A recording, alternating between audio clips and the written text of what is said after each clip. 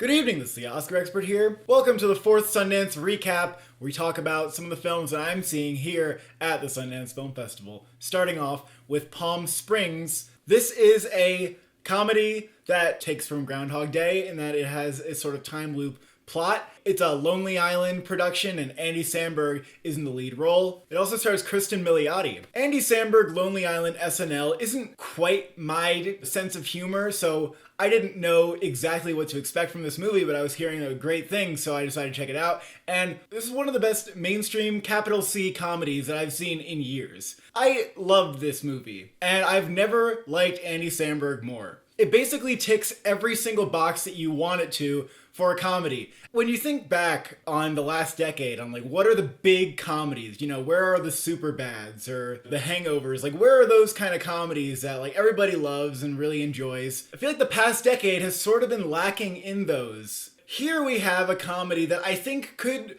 revive the rom-com. And this isn't like The Big Sick, where it's a great comedy, but it's also a drama, and that's why it's good. Like, no, this movie has heart, but it is a comedy. This movie is consistently funny from start to finish. And if it wasn't funny, I was very engaged in like the drama or the heart that it was establishing. And sometimes it actually is a little bit thought-provoking. You could say that it's about what loops we are in our own life, and there's some like little hints at existential things of life not mattering and being this loop that goes on. I don't want to overemphasize that this is like a deep movie, because first and foremost, it's hilarious and entertaining and extraordinarily fun. If you watched Groundhog Day and you were like, what would I do if I made a Groundhog Day? Like, what, like all the possibilities that this movie didn't explore, it feels like the writers really thought out like how they could make this concept the most fun that it could possibly be. It's a joy, it's a blast. Andy Samberg and Kristen Milioti are an excellent pair. They're both really funny. It's full of surprises. J.K. Simmons has a role in this, and he is just as perfect and just as well utilized as you would dream him to be. I almost don't have complaints about it. I really am excited for it to be released and for everyone to see it, because I think it really is that great. So I'm giving this one a 9 out of 10. It wasn't necessarily on my radar, but it is one of the best of the festival. I also saw Wendy, the new Ben Zeitlin film that's coming out not too far from now. Ben Zeitlin, as we all know, is the director of Beasts of the Southern Wild from 2012. So we've all been looking forward. Where is Ben Zeitlin this whole decade? Where the heck is he? Here he is. He's been working on this movie for a long time, and it's a sort of reimagining of Peter Pan in Ben Zeitlin's style. This is exactly what you'd expect if Ben Zeitlin did a Peter Pan movie. The editing, the score sounds very similar to Beasts of the Southern Wild, but again, like an amazing score by Dan Romer. The reviews on this one are coming out a little mixed. I can sort of see why. It's such a Ben Zeitlin thing. It sometimes gets really inflated with all the fantasy stuff and, you know, the Peter Pan references or whatever. It's gonna lose some people. For me, I was very much on board because I was really into Ben Zeitlin's style. Ben Zeitlin really has a way with children and child actors. Like, he gets these really unique performances out of them that other directors simply cannot do. He's clearly a filmmaker very in touch with his inner child. That's why he keeps making movies about children and growing up. He's clearly someone who's thought a lot about what it means to grow up, and you see that in this movie. It's about how holding on to your childhood, in what ways is that unsustainable, or can it be harmful? So I think it actually kind of has something to say. I don't think that this is like a waste of a movie. A lot of people are like, oh, Ben Zeitlin totally disappointed. It doesn't live up to Beasts of the Southern Wild.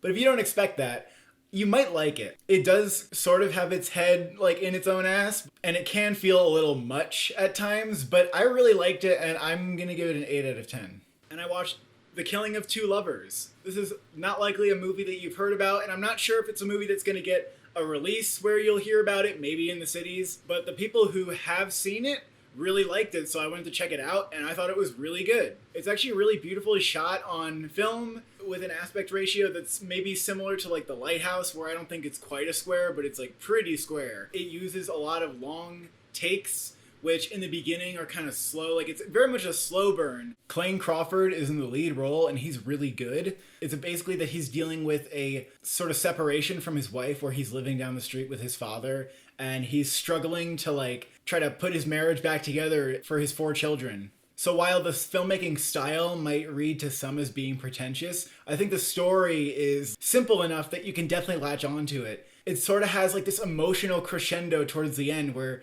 the sort of anger that's bottled up comes to a climax, and it's actually pretty distressing. And it was really well done, like how it arrived there. I want to call it a score, but I couldn't find a composer listed, so I wonder if it's actually just like sound design. But I'm going to call it music.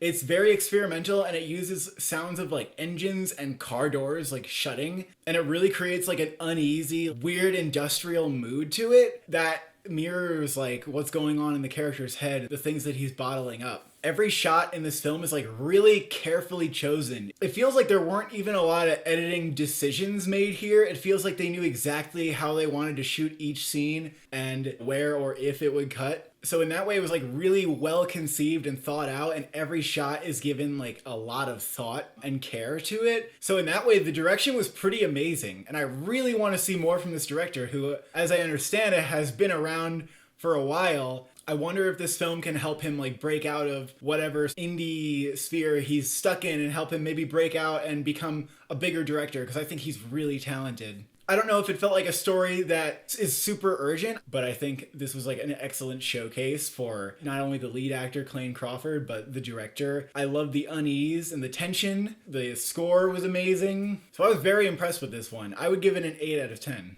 Thank you for watching. Thank you for subscribing. Do you wish you were sitting there?